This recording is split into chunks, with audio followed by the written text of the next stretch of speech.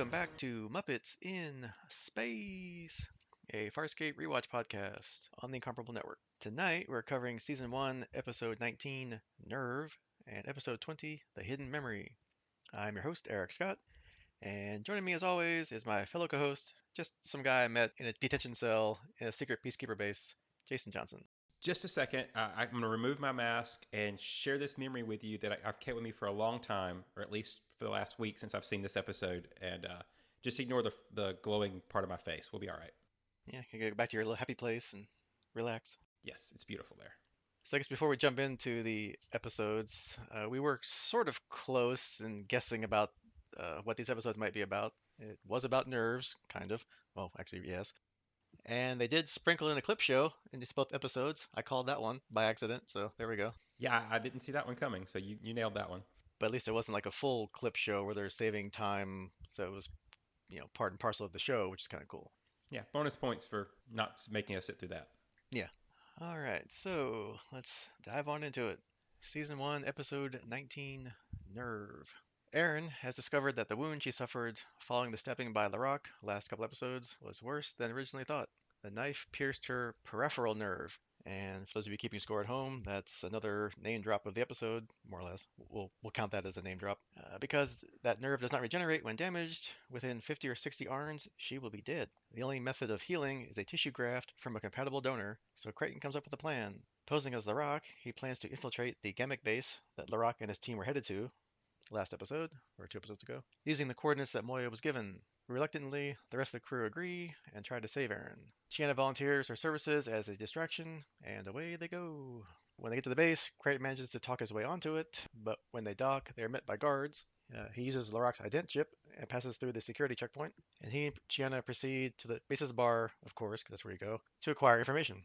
Chiana is flirting with everybody she comes across, while John talks to Commander Javio, the commander of the base. Eventually, an unnamed ominous figure appears, and Javio looks a little worried and leaves Crichton and calls over Chiana. Chiana reveals that she is behaving like she is a distraction to draw attention away from John. As the two proceed to their temporary quarters, Crichton is required to give more ID verification, but this time, in addition to the identity chip, he must also submit to a genetic verification. Amazingly, especially to Crichton, he passes the verification. They go past that checkpoint, and further on, he's called aside by a female peacekeeper. It's Jelena. Remember her? The PK Tech Girl from the PK Tech Girl episode? Good name drop there. That's right. You can name drop the episode, yeah. She's been reassigned from Kratos' command carrier to the Gamic base to work on a top secret project, which she's assuming is a weapons development project. She's the one who overrode the security, and she agrees to help John in his quest to save Aeryn. Back on Moya, Rigel is pestering Aeryn until Dargo interrupts, and she tells Dargo that if she cannot die in battle, then she wishes to die alone. Zan tells Dargo later that she can do nothing to save Aeryn, merely ease her through her pain. The toxins and poisons that have built up in Aeryn's body will kill her, and Zan does not have the means to filter them out. But Dargo, for some reason, reveals that Moya has that capability. More on that in a minute. Back on the base, Javio is now flirting with Chiana, and he offers her the chance to stay with him for double what Larock is paying her, and she says that she'll think it over. Meanwhile, Jelena tells John that there's a new way of healing the peripheral nerve, and she's gotten the medics to synthesize peripheral tissue that can save Aeryn. So she gives it to John. They share a heartwarming goodbye, and she remarks that all they ever do is say goodbye. As John is leaving, he passes an ominous figure, a peacekeeper named Scorpius, who is able to tell just by looking at him that he's an imposter and orders the guards to seize him. Fortunately, before Crichton is subdued by the guards, he manages to leave the dose of tissue sample in a small gap in a nearby wall. Scorpius puts Crichton in something called the Aurora Chair, a device that can extract memories from people and display them on a screen, hence the clip show. Scorpius wants to know who John really is and whom he's working for. Crichton attempts to continue the charade, so Scorpius begins the memory extraction, which causes Crichton extreme pain. Back on Moya, Zan and Dargo have hooked up Aeryn to Moya, so Moya can filter out the toxins in Aeryn's blood to slow her death. Back on the surface, Chiana and Jelena discover that Crichton's been captured, and they try to find him. Javio has done some checks on the missing Leviathan and relays the information on Moya and the escaped prisoners to Scorpius. Scorpius finds memories of Crichton's encounters with Krace. Javio recognizes him, telling Scorpius that Moya escaped from Krace's convoy.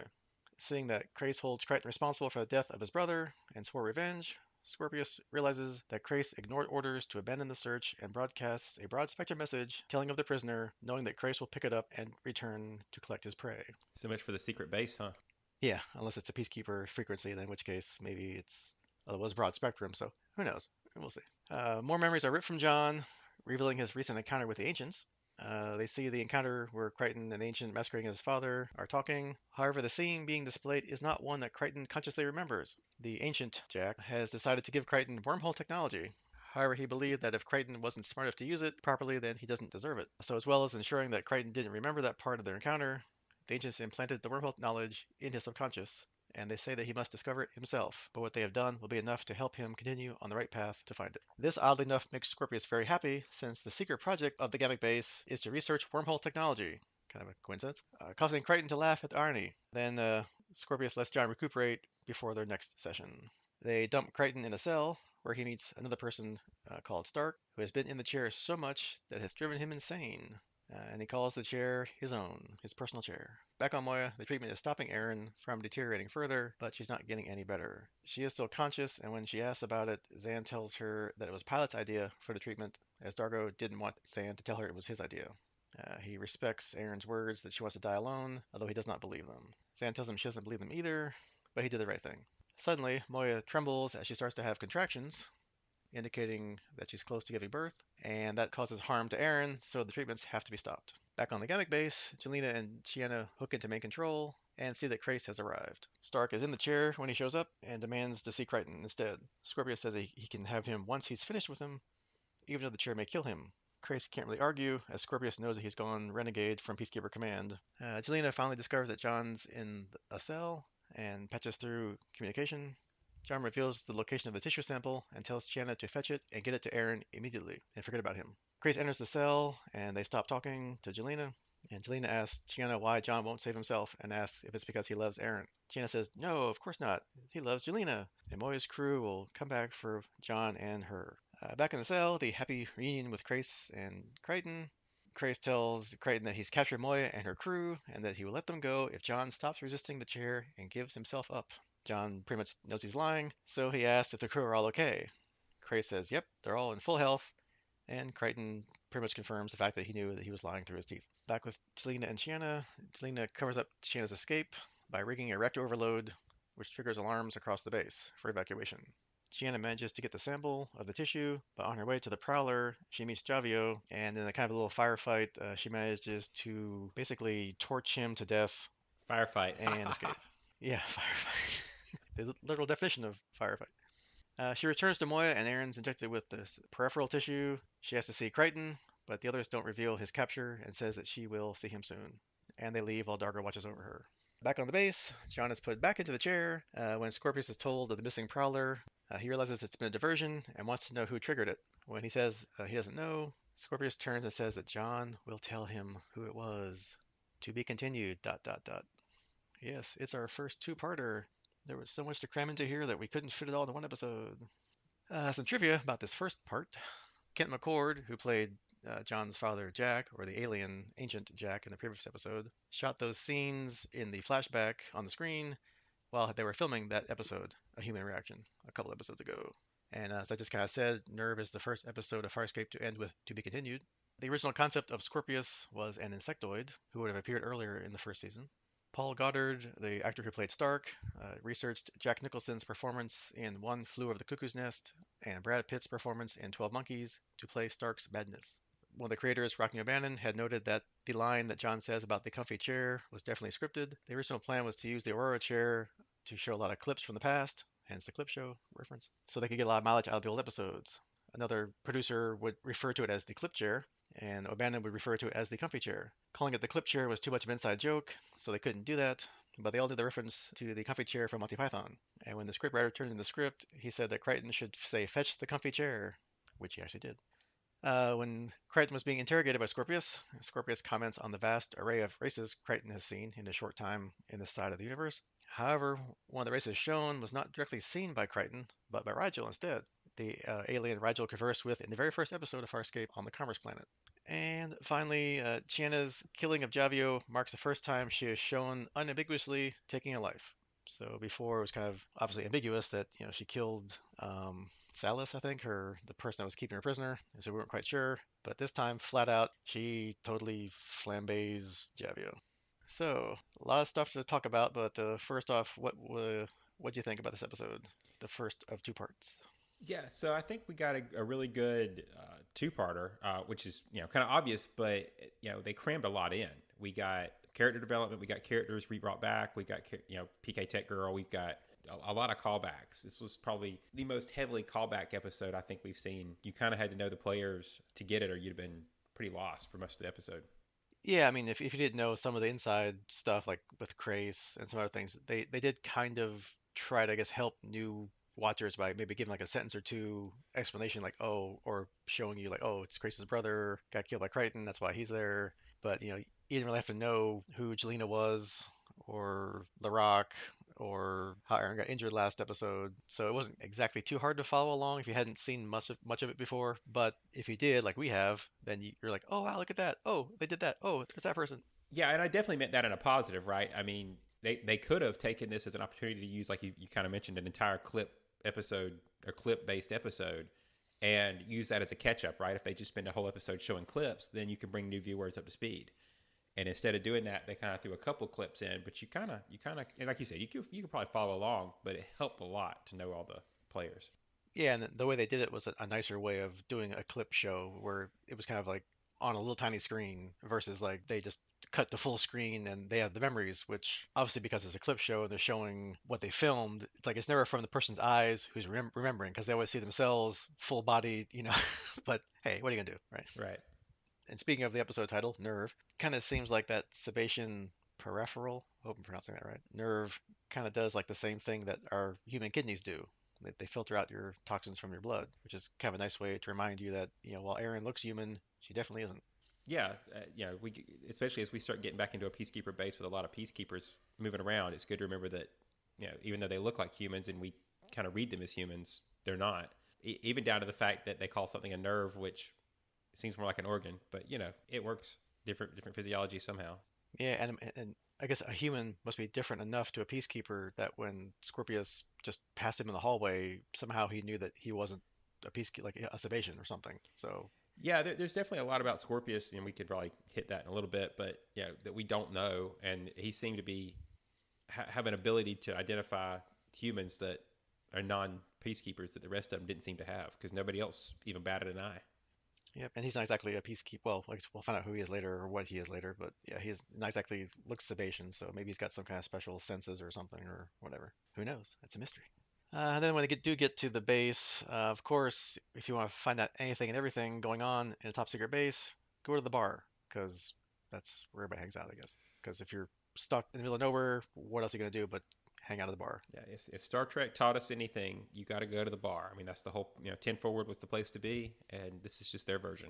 But no bar fight though, unfortunately. No, it was there. We just didn't see it. It got cut, I'm sure it was there. Yeah, it's action-packed episode. They just cut the bar fight scene out because I guess speak of another intense scene, it kind of surprised me when Crichton had to do that DNA check. Until they explained it later, I didn't quite figure out how he had passed it. I was kind of thinking maybe they knew about it because Aeryn was a peacekeeper, so she might know about their security. So they might have kind of tried to create something to bypass that DNA scan, or they got LaRock's DNA from the knife he stabbed Aeryn with, and then they use that to like make like those fake fingerprints like they have in the spy movies, to fool fingerprint scanners or something. But Yeah, I was trying to figure out how they coated his hands in genetic material or something, but then I was like, well, there's probably not enough material left after he exploded everywhere. So blew him up, yeah, load him up real good. And then, it's pretty much mostly Peacekeeper and Crichton specific episode, but when we do go back to the ship, it's nice that Rigel is still Rigel. He's hanging around Aeryn, who's dying, and he's wanting to get her stuff when she dies. So, at least he's consistent, right? that's right. He has a specific pattern, specific set of skills. Rigel's going to Rigel. And speaking of that, it's kind of neat because I was just thinking about this, that both these episodes kind of give us a peek into how consistent our characters are, right? Because you mentioned he's consistent in going back after stuff when people die. And we also get some consistency in Dago's reaction to Aeryn being hurt, right? He's bonded with her as a fellow warrior, and so we get his reaction to helping her out in this episode, and then we get his actions in the next episode, which we'll get to in a minute. But he both consistently acts like himself. So I think Dargo also gives us an idea of moving forward. Yeah, I mean, he's still honorable towards her. He's, obviously they're, I guess, friends now because they've been through 19 prior episodes worth of stuff. So he's trying to honor what she wants, and she wants to die alone. But at the same time, he's like, well, maybe I'll give Crichton some time and make her die slowly. So, hey, here's an idea. How about we hook her up to Moya and siphon off some of her toxins? But, at least worst case, if it didn't work out, then he would still honor her wishes, right? Yeah, but we've come a long way from the first couple episodes where everybody wants to leave everybody at the drop of a hat, just leave them behind.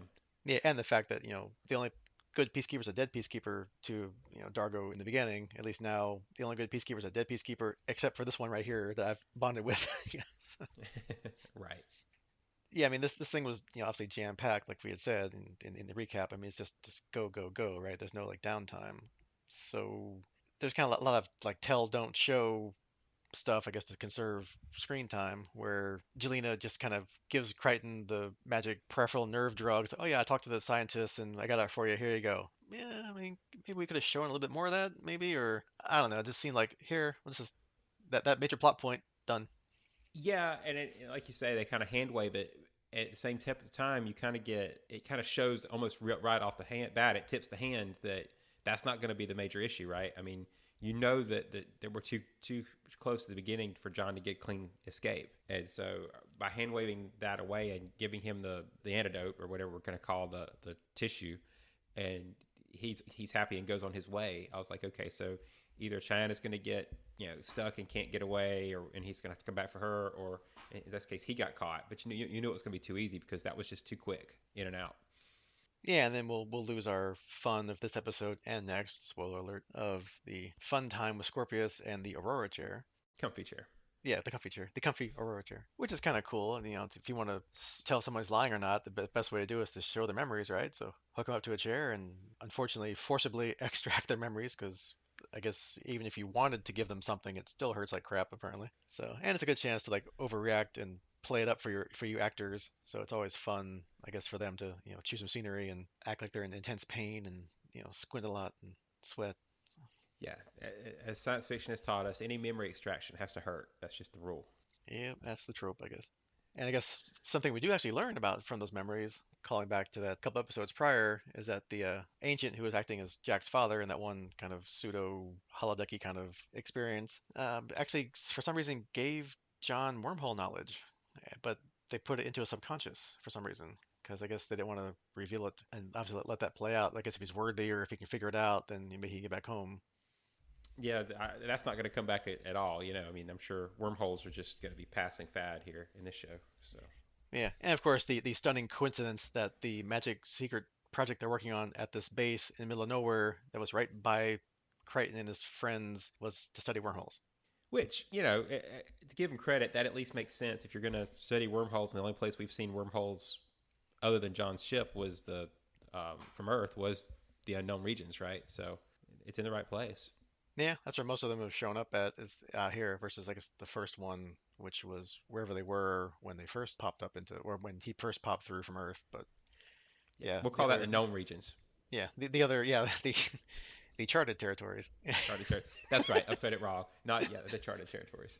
So we're kind of introduced to our big baddie, Scorpius, in these two episodes. You had kind of mentioned before that you kind of knew he was part of the series in general, and this is the first time we actually saw him. And I know him obviously from future shows I can remember. I don't really know much about him backstory wise, so it does kind of seem like he's kind of higher in the Peacekeeper hierarchy than say Crace, because Crace is kind of scared of him or kind of more deferential to him than like to a fellow captain like Javio or that kind of thing. Yeah, I'm not really sure, where he came into the series. Obviously here, but from my memories, I used to see this show advertised, and he was in a lot of the commercials. But if you ask me how he fits into the show overall, I still have no clue. So that'll be interesting to see. Obviously, not in a friendly way. Yeah, obviously they aren't really got off to a good start here in these first couple episodes. No, if they become best friends later, we've got some character development to do. Yeah, I kind of wonder if they didn't think Crace was a good enough villain, although he kind of was. They had some, good episodes with, him and Crichton going head to head in that one and other stuff, but maybe they just thought they needed some extra punch or extra evilness or something that Crace couldn't give them. They definitely, shuffled him off. I mean, if you look at the overall number of episodes, he wasn't in that many. I don't know if they got bored with him or just couldn't come up with any ideas. Yeah, so it'd be fun to see, I guess, how that evolves, because obviously they're still part of the of the show, they're both still alive or they're both still present in the same area. So we'll see where it goes. We got 2 more episodes to go this season, plus 3 more seasons after this. I guess towards the end, I guess like I said in the commentary a couple times, Chiana just blatantly burns Javio to death, basically. I guess she had the weapons, right? So I guess when he shot at her and she dodged and it set off, I guess the fuel line or something, whatever it was. She used that and basically like just burned him alive, which is ew. But hey, you gotta do what you gotta do, right? Yeah, we definitely have another character who's not afraid to do what they feel like they have to do without worrying about being nice. It does kind of push John out again as being kind of one of our few, if not the only character that would probably hesitate in that situation. The rest of our crew doesn't seem to have any compunctions against killing. So Yeah, I mean they're all like warriors or peacekeepers, well, former peacekeepers. Rigel, recovering anarchists. yeah, yeah. So she might not have a problem. Rigel, maybe not. I don't think we've seen him hurt anybody yet. I bet if he could pull it off, he'd do it. Yeah, if push came to shove, I'm sure he would. Since he's like the self-serving, not self-serving, but I mean, I guess okay, sometimes he's self-serving. So yeah, I guess if worse came to worse, yeah, I mean, if it's him or somebody else, yeah, I mean, I guess he's gonna preserve himself. That's for sure. that's right. Yeah, and then take their stuff. Yeah, that's how. Yep. And kind of in the again with the action-packed show, Chiana just flambés Flavio, and then poof, she's back on Moya, and Aeryn's already recovering from getting the tissue sample. So more kind of tell don't show, but again, this thing was so jam-packed full of stuff that's fine. It's good Well, enough. we needed to get to the part for the closing credits where she asks where Crichton is, because that's the big closer. Yeah, they just kind of say like, she used some kind of secret corridor or blind spots that Jelena once again made for everybody. So Jelena's like the MacGuffin, that fixes everything. That's her skill set, right? Yeah, she's the tech girl. She techs the tech. She solves all the technical problems. That means she can't hang around long. Oops. Well, we'll see. Spoiler. And to wrap this episode up, I did want to mention: was it me, or was there a different scene transition used in these episodes? Because I kind of felt like that seemed different to me. A lot smoother, different kind of fade. It wasn't just a straight fade. There was like the other scene kind of superimposed itself on the scene. I don't know if you noticed that, but that kind of felt different to me. No, I don't think I noticed that. I noticed something else that we'll talk about in the next episode, because as I kind of somehow seem to be finding all their little continuity errors or their little behind the scenes things. But yeah, I'll have to watch for it in the future because it just jumped out at me. I was like watching it going, ooh, that feels new and cool. I liked it, but maybe it's been there enough time and I just was sleeping through that part. So yeah, I'll have to see if they use it again. And we got 2 more episodes in the season, so see if they bring it up again. Anything else about part 1 before we jump into part 2? No, I think I've either gotten too close or already hit a couple spoilers, so maybe we should go ahead and slam on to the next one. Sounds good. All right, so Season 1, Episode 20, The Hidden Memory. Moya is still orbiting the planet, keeping it between them and the moon with Gimmick Base, where Crichton is being held prisoner. She cannot starburst or even move since she has just entered full labor. However, Moya is very frightened, and Pilot reports that it's because she has discovered that her baby is not a normal Leviathan. Aeryn is awake and slowly recovering from her injury and wants to see Crichton, but the crew then reveals to her that he's being tortured at Gimmick Base in the Aurora Chair, or comfy chair. Aeryn says that she wants to go down and rescue him against the rest of the crew's advice.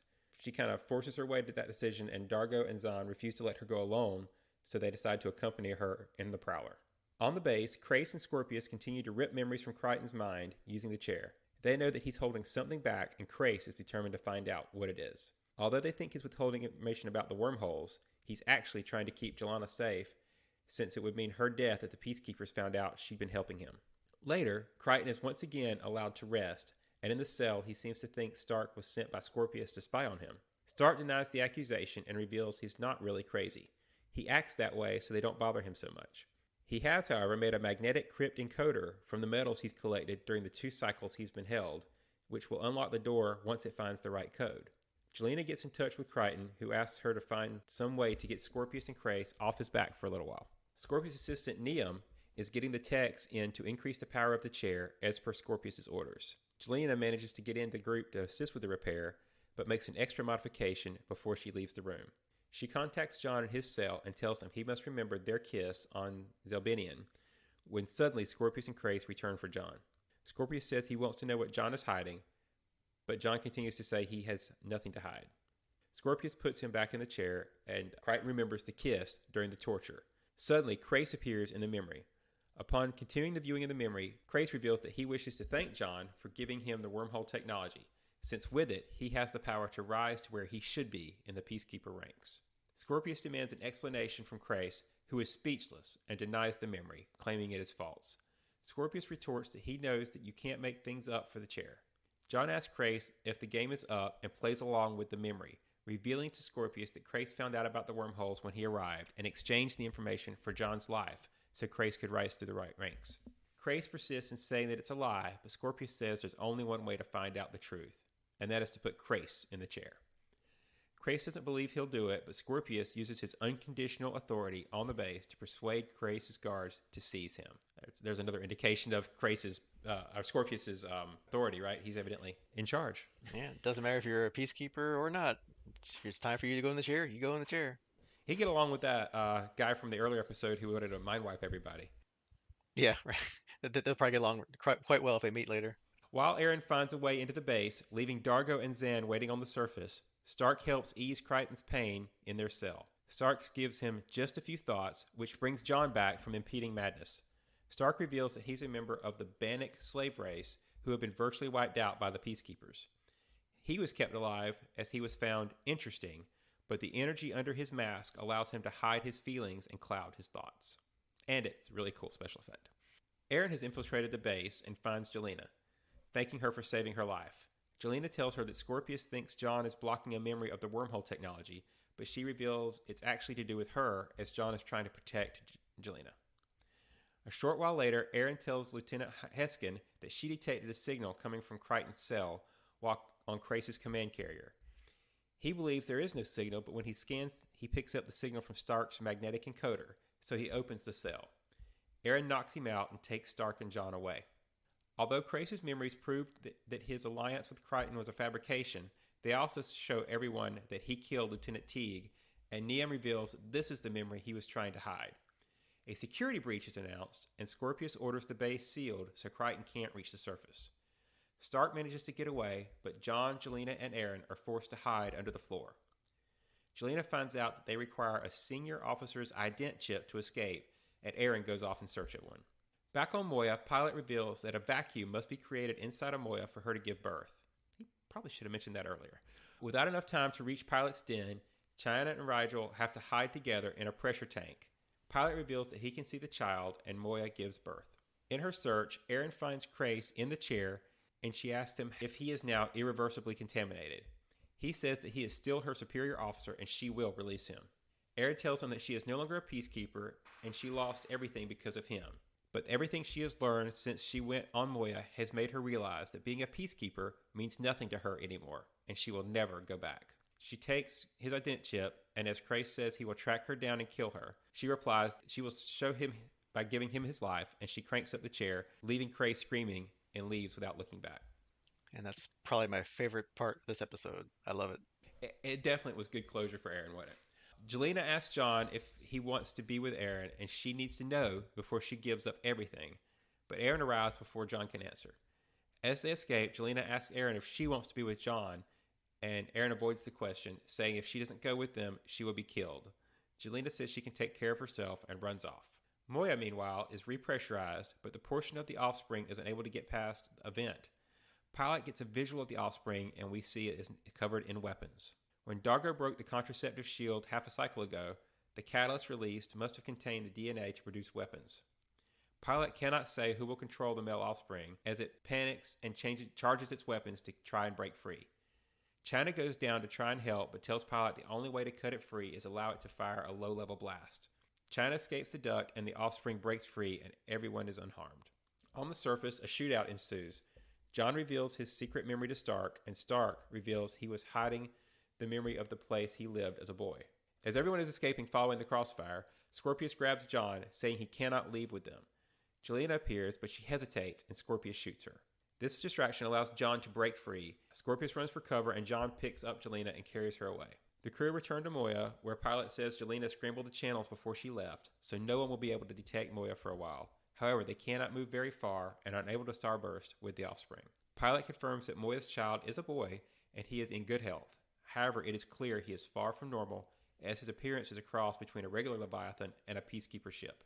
John asks Jelena why she came back for them. She says she realized that they would have found her out and killed her. She tells him that she loves him, and as Stark enters, Stark shows her the place he once saw and eases her pain, and she says it's a beautiful place. Zen and Stark leave them alone when Jelena asks John if John would have loved her if things had been different. He says yes, and she asks for one last kiss before passing away. A little trivia for this episode: there was a power cut in the studio directly after filming the scene between Aeryn and Crace in the Aurora Chair. Claudia Black remembers saying, "There was one revolution of the chair, and Lanny was screaming, and we lost power. The entire unit shut down. We lost light, the chair stopped, and there's Crace in the chair. It was a classic moment, a blood-curdling scream, and the power stopped." Also, visual effects director Paul Butterworth was able to use some new techniques for the approach to Gamma Base. The base itself was a large matte painting projected onto 3D geometry, so you could actually do flyovers of it. So essentially, rather than build everything in a detailed 3D form, we could get away with a painting. Production designer Ricky Ayers remembers the design of Moya's baby, saying, "The design for it came about fairly rapidly. I had a wealth of Farscape reference, a Bible, to draw from. One idea was for the exterior of the ship to become chrome so that it had an inbuilt cloaking device. Ultimately, what we tried to do was imagine that he was either going to be something that looked Peacekeeper-like in Moya's colors or something that looked Moya-like in Peacekeeper colors. Also, the reference to Peacekeeper Barbie was definitely from Ben," recalls Rockne O'Bannon. "None of us knew when we were writing it that Scorpius would have a beautiful, long-haired assistant. Ben walked on the set, saw her, and came out with that. It was a total Benism, and it was absolutely perfect."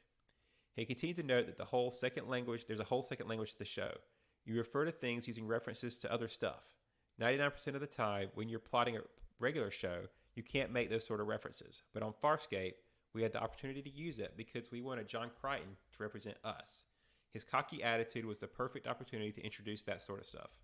Finally, Rigel's hand on the fogged window is a spoof from the scene in the car in the 1997 movie Titanic. The idea was thought up by Rigel's puppeteer, John Eccleston. So, Eric, any thoughts on this one? Yeah, I mean, I guess being the second of the two-parter, and it's about as jammed full of stuff as the first one, so this is, I guess, kind of like it could be like a mini movie, basically, if you put both of them together. But yeah, I loved it. I mean, it was probably one of the better ones that we've seen so far this season. A lot of action, a lot of callbacks still. We had last episode. A lot of great acting. Like I said before, everyone loves to overreact in the comfy chair, scream and wrinkle your eyes and sweat and drool. So yeah, it was fun. And And knock out the power, evidently. yeah, apparently it's you can scream so loud you can shut down the power on the set.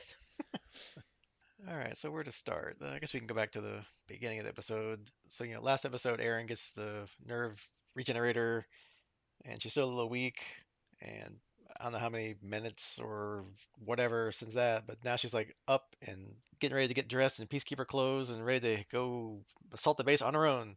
Yeah, I mean, they did take a couple of times where they pointed out that she was still not at 100%, but she pretty quickly got back into action, right? I mean, it didn't take her long to be a functioning peacekeeper.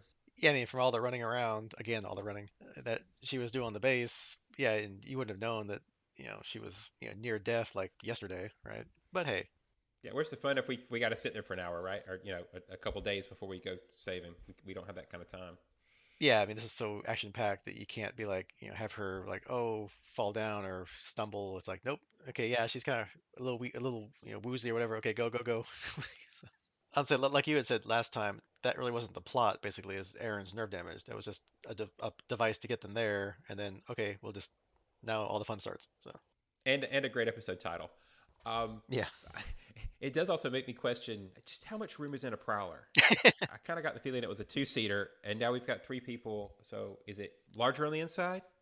Yeah, I mean, I think they took a transport pod down when they went, like all three of them went down. But yeah, when two of them went down, I guess last episode, yeah, I guess they could fit on Aaron's prowler. But yeah, I mean, still, That's true because on the way back they had to have room for John and evidently for Stark and a body or a recovering or not recovering but decovering, Jelena. So yeah, pretty much everybody but Rigel, right? Everybody was down there except for him. and China, That's true. She didn't go back, yeah. So, and of course, Pilot who can't leave his little pilot den. So, poor pilot. yeah, I guess he didn't really have much to do other than be like, Moya's scared. I'm like, okay, yeah, great. Well, he piloted the whole episode, so That's that's his job, his name and his job. So I guess we'll see if Stark hangs around. I can't remember. But what do you think about him?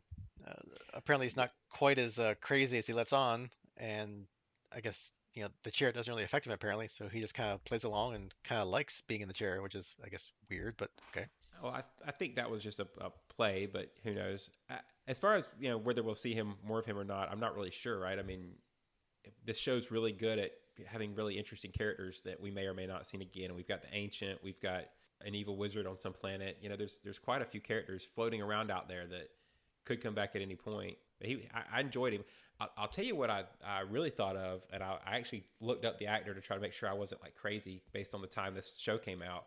But he really reminded me of Dwight Schultz, Howling Mad Murdoch, and that I really wanted to go look and make sure that we weren't getting him in makeup.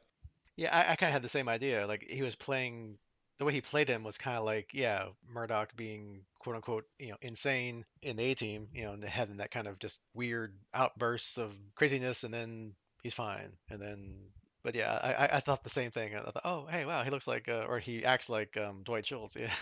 And his whole plan of like, okay, I finally after 2 years built this device to crack this code. I guess I don't know how long, and Crichton's like, yeah, good luck with that or whatever. But I guess once he got out, then what? I don't think he Well, thought that far ahead. I don't know. it's not like he's that conspicuous. I mean, he's just got a big mask over his face to hide his glowing half a head. So he blends right in. Yeah, and that was cool. At least they're good at making interesting supporting characters. Chiana had an interesting backstory when she appeared. For the first episode, you're like, wow, why is he wearing a mask? Is he like just disfigured, or half his face is gone, or what? And well, yeah, I guess half his face is gone. It's just replaced with some kind of energy, white bubbly energy kind of thing. I don't know. Yeah, it was great character design. It just and the mask lets him not have to worry about it for most of the time, right? He's just got a guy with a mask. So Yeah, and they kind of explain it away, sort of like he's the last of his people or whatever. So it's like, okay, we got another orphan hanging around, so you can't really, do they all have that energy thing on in their head, or is this just something special for him? Who knows? And maybe if yeah, we see him later, we'll get more on him. Who knows? And I did kind of comment before when you were doing the recap that I love the fact that Crace got his comeuppance and got shoved in the Aurora chair. And the fact that Scorpius, didn't do it himself. He said, you have to go in the chair. We'll find out what you're thinking, and then basically coerced, scared to death, forced Crace's own command staff to shove him in the chair. I love it. yeah, which was did a couple things, right? It gave us more information about how Scorpius functions, but also it definitely reemphasized his level of power. Those soldiers didn't hesitate. I mean, these are the personal guard of a captain, and they grabbed their captain and threw him in a chair. So Scorpius evidently has some pull. Yeah, it doesn't matter if like the usual, like I'll do anything for my captain. You're not doing anything. It's like, okay, he's all yours. See ya. We're out. Yeah, I mean, basically Riker just threw Picard in the chair. So That's right. Which then obviously dovetails into the probably other really favorite-ish scene of the episode where, Aeryn deals with Chris later. Again, if you didn't see anything before, probably got the idea because she kind of explains why she's doing it and, that he has no more authority over her. But obviously for us who've watched the whole season and know how much he pretty much screwed her over, back in the first episode and so forth. It was great. I guess like you said, kind of closure. Like she got to basically tell him off and like you mean nothing to me anymore. Oh, by the way, enjoy reviewing all your memories. Crank it up to 11 and walk out the door while he's that's screaming right. in the background. And it's really if you don't even have to go that far back. I guess is what I'm trying to say to see that she hadn't reached that level of comfort with her new life. If you go look at the one with the ancients is the one I'm thinking of, right? Where her and John and he was trying to get her to go with him and do the wormhole and all that kind of stuff, and she wasn't ready. And now we've reached this point. Not that she's ready to necessarily abandon everything and go with John, but she's reached that level where she's let go of being a peacekeeper, Hmm. and that's a big jump from that. And her reaction to the I should remember what's the captain that Crichton was impersonating. But anyway, we've seen quite a few recent episodes where she was not yet ready to let go, and we've definitely Hmm. reached the point where she's done with it now. Yeah, I mean it's great character growth. I mean, and it makes sense, right? It makes logical sense. She started out, the hardcore peacekeeper. Wait, what? I'm excommunicated. I'm contaminated, irreversibly contaminated. What? Okay, I guess I'll kill myself. No, no, and they knock her out or convince her to go with him or whatever. And she's always been thinking maybe she could go back, or at least reminiscing about her times with the Peacekeepers or whatever. And then slowly it evolves into, I guess before this started, like when The Rock, the other Peacekeepers came on board, she was just talking and kind of wishing that, well, it might be nice to go back, but she knew it wasn't going to happen. That that life is over. So it's a nice progression of her accepting what's happened and also realizing after she's seen all the horrors the Peacekeepers have done over the last 20 episodes that I'm in a much better place. So you know what? Screw you, Crace. You have more power over me. So, I'm out. Peacekeeper out. That's right, Peacekeeper. Not like he dropped the mic and left effectively, but yeah, that's pretty much yeah. Yep. And then I think I talked about it before when I caught like a little. For some reason, I catch all the not bloopers, but like weird production issues when they're hiding under the floor, like under the grate, grates on the floor. When they get out and open up the grate, you can see like a string, like one of those like invisible kind of strings holding the grate when they open it. I don't know if maybe because it was a real grate, so it's kind of heavy. So either they were helping the actors, move it back and forth so they wouldn't get tired or hurt themselves, or to keep it from crashing over and banging on the floor because it's probably made out of metal. But I'm like, continuity or whatever. Oh, production error. That's a great catch because I didn't see that when I was watching. It's like when you catch like boom mic shadows on people's heads or something. It's like, hey. And I guess another kind of funny scene when, of course, like he said, Moira's got to be in a vacuum to have birth. Oh, tell me that 4 seconds before the vacuum shows up, so they get stuck in this low pressure tank, and yeah, Ragel's. I Being don't know, Rigel. yeah, Ragel's being yeah, that's a good way to put it. Ragel's being Rigel and messing with Chiana or whatever, and she's just like, ew, get away from me, or get me out of here, but we can't. And then I guess obviously as things get more anxious and nervous, and again, there's a callback to other episodes like we talked about before. When Rigel's nervous, they bring out the fact that he farts helium, and they start talking in that squeaky high voice again, which is hilarious. Yeah, which that was pretty good timing because they're building some pretty good suspense and high nerves and everything, and then we get the helium scene. So it kind of gives you a breath before you go into the rest of the birth. Yeah, I mean, they do a pretty good job with the action, and then punctuate with the humor or like a just off the wall kind of thing, and then get back to the action. That's Yep. I guess like the Farscape playbook, right? And the references to pop culture stuff that even if the microbes translated it into whatever language they speak, people would be like, "Comfy chair? What are you talking about? It's not comfy." Well, and you can tell they love their pop culture references because I didn't even catch, but the scene that on the glass was supposed to represent or supposed to be a callback to Titanic. Well, goodness, I haven't seen Titanic in a long time, so I probably didn't catch it. But it's kind of cool that when you know about the little callbacks they're throwing in. Yeah, I mean, people may have caught it back then because it was like '99 versus '97 when the movie came out and was like the biggest movie since celluloid was made. But yeah, I mean, 20 plus years later, I didn't catch that either.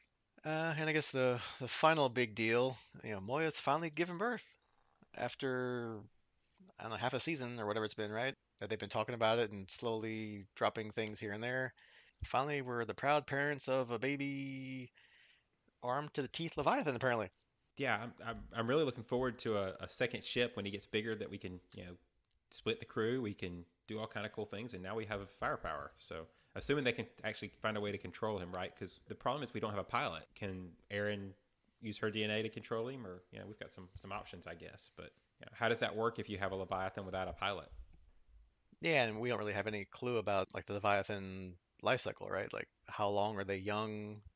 Are they like human babies where, their parents helpless for years, or are they like deer or cows that come out and stand up and start walking around? It's like who knows? Yeah, and you're right. I mean, we don't even know how old Moya is. So Yeah, it's true. Yeah. And how long do they have to be growing and mature before they can have like a pilot or something join with them to do whatever pilots do besides pilot and just say Moya's scared all the time? How long that takes. And I guess what they had said were that the Peacekeeper medallion or the Peacekeeper block, whatever contraceptive or whatever on Moya did more than just keep her from being pregnant. They must have been working on something to try to rewrite Leviathan DNA or something to include weapons. So are they trying? Was this just like a one-off experiment, or is this like a larger thing where they're trying to weaponize Leviathans, right, to help augment their Peacekeeper fleet or something? yeah, and given the fact that it's got weapons, they're going to have a different temperament. Is it going to? He mentions about controlling him. It'd be interesting to see how they can figure that part out. Is it something that they can take advantage of, or is he just going to be a loose canon, for lack of a better word. Yeah, right. A true loose cannon. Yeah. Right. An actual yeah, because like obviously Moya is like the weaponless, so she's more calm, kind, to lack of a better word. Obviously when she was pregnant she tried to kill everybody, but that's extenuating circumstances. Usually it's Moya's like nice portrayal, and then yeah, so is this now like yeah, like you said, like the hot-headed warrior, blast first, charge forward.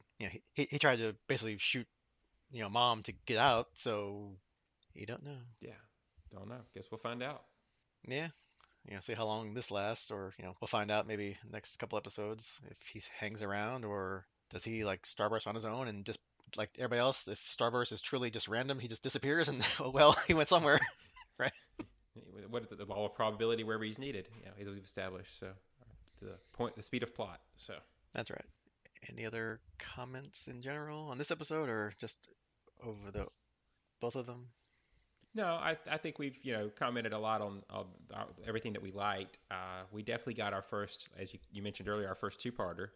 So it's kind of nice to see if them start that, and the fact that they didn't hold the two-parter for the season finale is kind of different too, right? Because we see that a lot these days. That part one will be the cliffhanger for the season, and then you got to wait till next season starts before we get the second part of the cliffhanger. And in this case, we got not the last, but kind of the next to last couple episodes being our two-parter, our first two-parter. So that's kind of cool.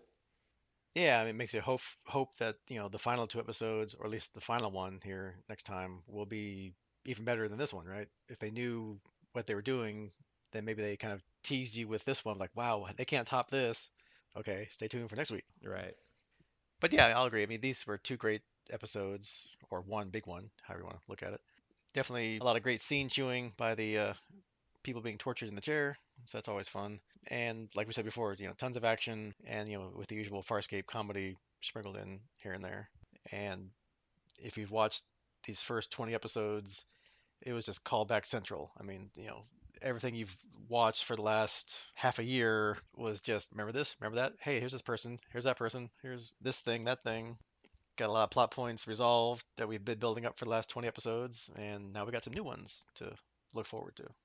Yeah, and some may get resolved quicker than others. We'll find out next time. Yeah, because the love triangle of Jelena and Aeryn and Crichton, that's done. So that's out. Yeah, and sometimes it's good to close a loop, right? I mean, you don't want everybody in the galaxy out there floating around to pop back up. So I like the character, but I think she had served her purpose. Yeah, and while Moya is a gigantic ship, I guess you just can't bring along everybody that you meet. Otherwise, it'd just be kind of cluttered and chaotic. So You just trot out this person when you need them for this away mission. yeah, Oh, remember this person? We picked him up 10 episodes ago. yeah, they've been wandering around Moya for the last year, just kind of off there somewhere, and she's so big, they're just on different deck. We never saw them again, but yeah, they're still around. No. All right, so like we said, next time the big, gigantic, larger than life, pulse pounding season finale of Farscape season one. We'll be covering episode 21, Bone to be Wild, not born, and season one, episode 22, Family Ties, part one. So I guess if we're playing the usual guessing game, I guess Bone to be Wild, it's like a play on Born to be Wild. I know that's a Steppenwolf song from the 60s. If they want to drop the title in there somewhere, I don't know if Crichton's going to sing some lyrics or something. Probably not. And then Family Ties. I mean, obviously it's not the Michael J. Fox sitcom from the 80s, so probably something family-ish. So obviously we got a new family, Moya and her baby. We have some kind of extended family, even if you want to count Crace and Scorpius, who are still out there, and their relationship to John. So I don't know. What do you think? Yeah, so I'll be honest and say I misread that as Born to be Wild, not Bone to be Wild. And therefore, my first thought was that it had something to do with Moya's offspring. And then with Family Ties, that was on my brain, so I went with family there. So I had both of these pegged as to do with the new baby Leviathan, but maybe it'd be hard to control and more aggressive, hence the wild part. But Bone now I'm stuck, so I'm probably just completely wrong on all accounts, and we'll prove that next time. Yeah, and we'll see how much continuity they do because they've been pretty good. So if they still can't starburst, and now they're hanging out with a little one and mom who can't go anywhere, who knows? Stay tuned in 2 weeks and you'll find out. All right, so that is your homework. Get ready for the big season finale. next week. Well, 2 weeks. And we'll see you next time.